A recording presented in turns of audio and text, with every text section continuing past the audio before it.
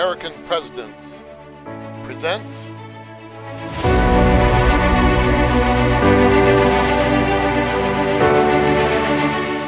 the story of Thomas Jefferson.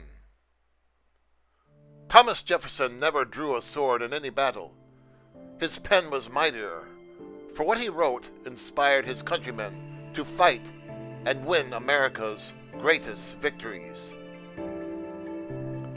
We hold these truths to be self-evident, that all men are created equal, that they are endowed by their Creator with certain inalienable rights, that among these are life, liberty, and the pursuit of happiness, that to secure these rights, governments are instituted among men, deriving their just powers from the consent of the governed, that whenever any form of government becomes destructive of these ends, it is the right of the people to alter or to abolish it, and to institute a new government, laying its foundations on such principles and organizing its powers in such form as to them shall seem most likely to affect their safety and happiness.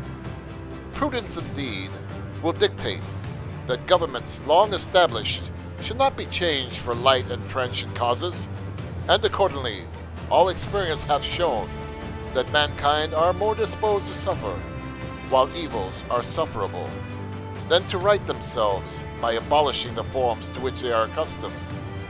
But when a long train of abuses and usurpations, pursuing invariably the same object, evinces a design to reduce them under absolute despotism, it is their right, it is their duty to throw off such government and to provide new guards for their future security.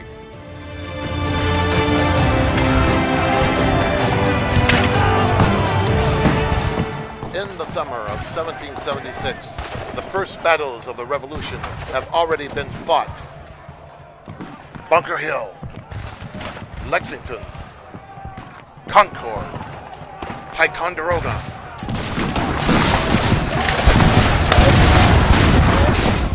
In Philadelphia, the Continental Congress listens grimly to Thomas Jefferson as a young Virginia lawyer reads the Declaration of Independence. That these united colonies are, and of right ought to be, free and independent states, and that they are absolved from all allegiance to the British Crown.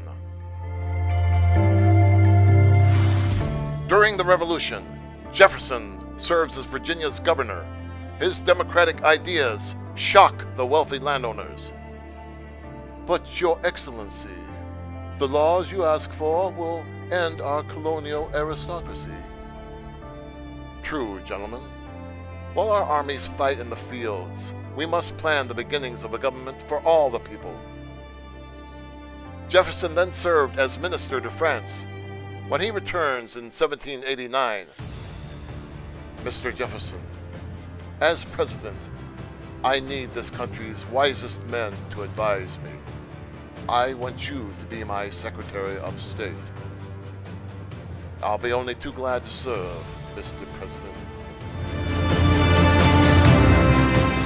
World famous as a statesman and scientist, Jefferson is elected president in 1800.